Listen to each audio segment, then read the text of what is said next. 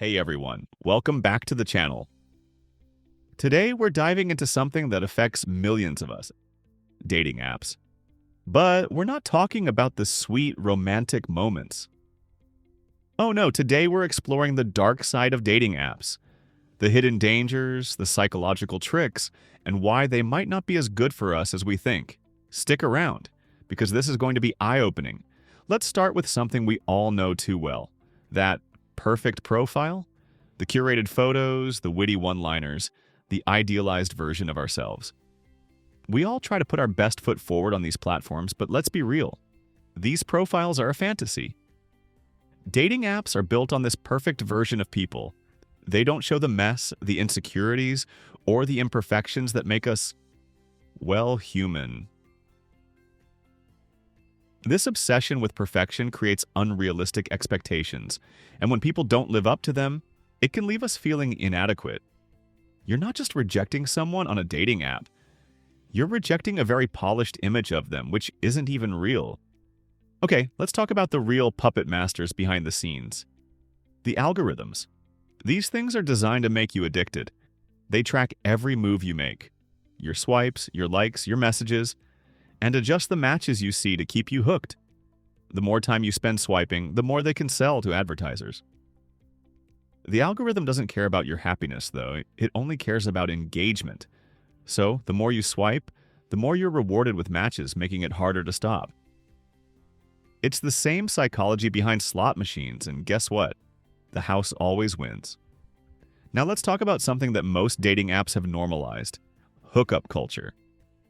Sure, there are people looking for serious relationships, but let's face it, a lot of people are just looking for quick gratification. Apps like Tinder, Bumble, and even Hinge encourage instant connections that can often be shallow and fleeting. And don't even get me started on ghosting. It's become a norm, and it's brutal.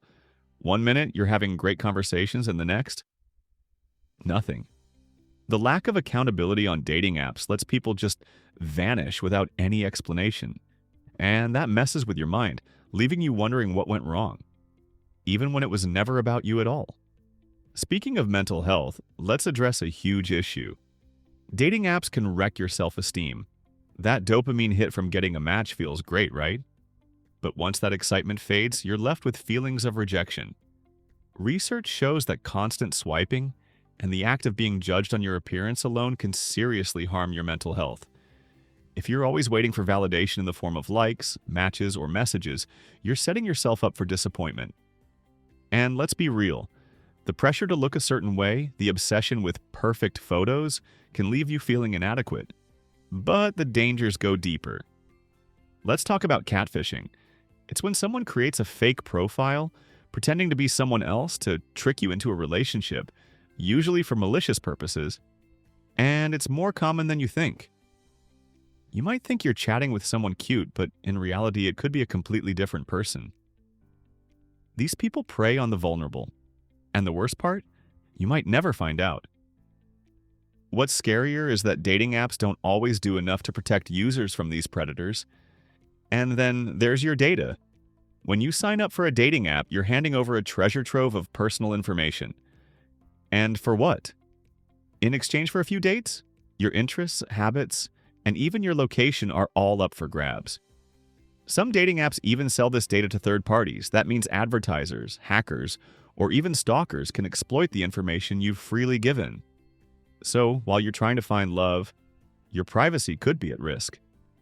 Pretty unsettling, right? Now let's get serious. Dating apps are rife with inappropriate behavior.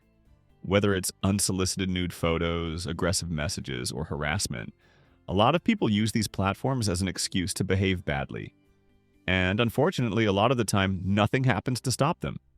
Even worse, when users report this behavior, dating apps often don't take it seriously or offer real solutions. This can create a toxic environment where people feel unsafe. One of the biggest illusions dating apps create is the idea that we have endless choices. Swipe left, swipe right, and someone better is always just a few swipes away. But here's the truth. That's not the case. With such an overwhelming number of options, it's easy to get stuck in a cycle of perpetual searching, never quite satisfied with the people you match with. This leads to something called the paradox of choice.